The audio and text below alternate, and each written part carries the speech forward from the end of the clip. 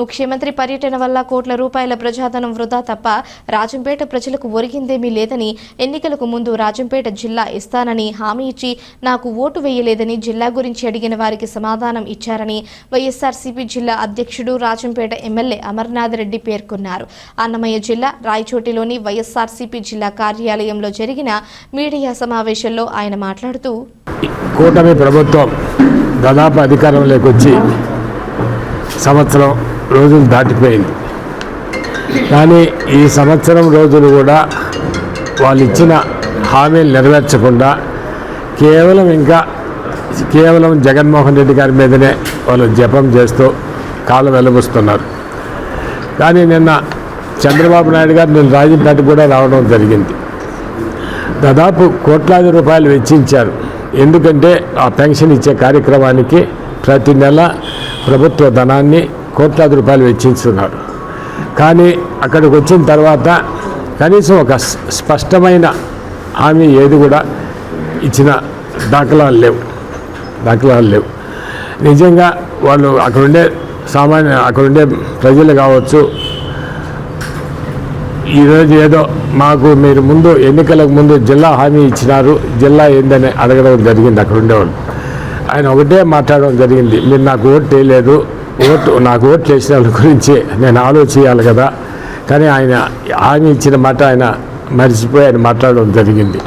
అదేవిధంగా ప్రతి చెప్పిన మెడికల్ కాలేజ్ చెప్తే మెడికల్ కాలేజీకి ఏదో దాట వేసే సమాధానం తప్పగా స్పష్టంగా ఏది కూడా హామీ ఇవ్వడం లేదు. అదేవిధంగా అన్నమయ్య ప్రాజెక్ట్ ఇస్తే ఎక్కడ ప్రాజెక్ట్ అవసరమో అక్కడ కట్టడం జరుగుతుంది కానీ అని ప్రతిది కూడా దాట వేస్తూ ఏది కూడా ఒక నిర్దిష్టంగా ఇది నేను చేస్తానని చెప్పిన దాఖలాలు లేవు.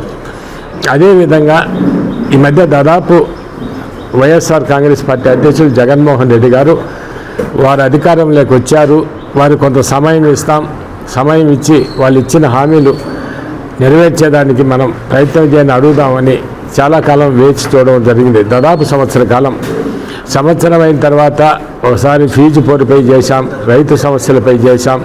ఈరోజు నిజంగా రైతాంగం చాలా ఇబ్బందుల్లో ఉన్నది ఈ రాష్ట్రంలో.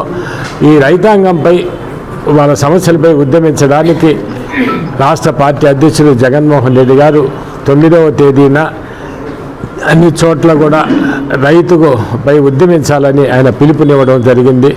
అదేవిధంగా అన్నమయ్య జిల్లాలో కూడా ఇక్కడుండే లోకల్ రైతు సమస్యలపై 9వ తేదీన ఒక ర్యాలీగా వెళ్ళి కలెక్టరేట్లో కూడా కలెక్టర్ గారికి ఒక అర్జీ ఇచ్చి ప్రభుత్వానికి పంపించాలని కోరడం జరుగుతుంది. ముఖ్యంగా రైతుకు ఎక్కడా కూడా గిట్టుబాటు ధర లేదు. ముఖ్యంగా ఈరోజు మామిడి కావచ్చు, ఏదో ఉసిరా అనే ఒక వాళ్ళ నెపం చూపించి దానికి వచ్చిన ఒక జబ్బు కావచ్చు, రైతు పూర్తిగా మామిడి రైతులంతా పూర్తిగా నష్టపోవడం జరిగింది. అదేవిధంగా రైతులు ఇన్సూరెన్స్ కట్టడం జరిగింది. ఏదైనా నష్టం జరిగితే ప్రభుత్వం ఇన్సూరెన్స్ చెల్లిస్తుంది అనే ఆలోచనతో ఎక్కడ కూడా ఇప్పటికీ ఇన్సూరెన్స్ ఇచ్చిన దాఖలాలు లేవు. ఈరోజు నిజంగా ఈ ప్రభుత్వం చెప్తా ఉంది యూరియా ఎక్కడా కొరత లేదు, యూరియా పూర్తిగా అన్ని చోట్ల యూరియా ఇస్తున్నామని చెప్పడం నిన్న జెడ్పీ మీటింగ్లో కూడా మేము అడిగితే అక్కడ చెప్పడం జరిగింది.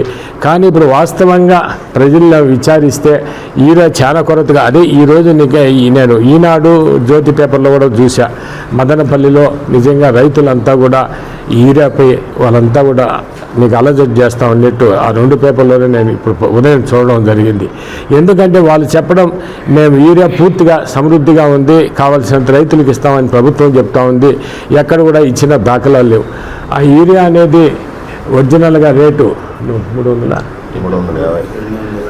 270, మామూలుగా 270 రూపాయలు ఒరిజినల్గా గవర్నమెంట్ రేట్తో అయితే బయట అది 350, 370 ఇష్టం వచ్చినట్టు దళారులు అమ్ముకోవడం జరుగుతూ ఉంది. వచ్చిన యూరియాను కూడా ఎవరైతే అవసరమైన రైతులు కాకుండా దళారు చేతుల్లోకి పోయి అవన్నీ కూడా దళారులు అమ్ముకోవడం జరిగింది.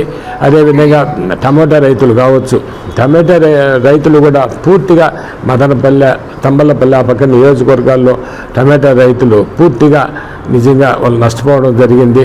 ఈరోజు నిజంగా ప్రభుత్వానికి ఈ రైతు సమస్యలపై 9వ తేదీన కడప కలెక్టరేట్లో ర్యాలీగా వెళ్ళి రైతులతో కలిసి వైఎస్ఆర్ కాంగ్రెస్ పార్టీ నాయకులు కావచ్చు, నియోజకవర్గంలో ఇన్ఛార్జీలు కావచ్చు, ఇంకా సీనియర్ నాయకులు ప్రజలందరూ కలిసి కలెక్టరేట్ పోయి ఇవన్నీ కూడా వినతి పత్రం ఇవ్వడం జరుగుతుందని కూడా మేము తెలియజేస్తున్నాం. అన్నమయ్య జిల్లా కలెక్టరేట్. అన్నమయ్య జిల్లాను ఏదో మదనపల్లి జిల్లా ఒకటి చేసి జిల్లాను 2 ముక్కలు చేస్తారు, 3 నియోజకవర్గాలు తప్పదంటే ఇప్పుడు జిల్లాకి ఏమైనా నష్టం వాటిల్లే అవకాశం ఉందా? పూర్తిగా నీకు మదనపల్లి ఎక్కడ జిల్లా చేసినా కూడా నీకు రాయచోటికి ఏమైనా నష్టమే కదా. మామూలుగా పూర్తిగా నష్టం జరుగుతుంది కదా ఎక్కడైనా కూడా. అది ఏది క్లారిటీగా ఇప్పటి వరకు చంద్రబాబు నాయుడు గారు పలాని జిల్లా అవుతుందని ఎక్కడ కూడా చెప్పడం లే. ఈరోజు ఎన్నికలకు ముందు ఏంటంటే మదనపల్లి జిల్లా చేస్తామన్నాడు, రాయంపేట చేస్తామన్నాడు, రాయచోటి అట్టే జిల్లా ఉంటుందని కూడా ఆయన చెప్పడం జరిగింది. 3 చెప్పినాడు. ఆయన మనసులో ఏముందో అది ఎవరికి తెలియదు. ఆయన మనసులో ఉండేదే జరుగుతుంది.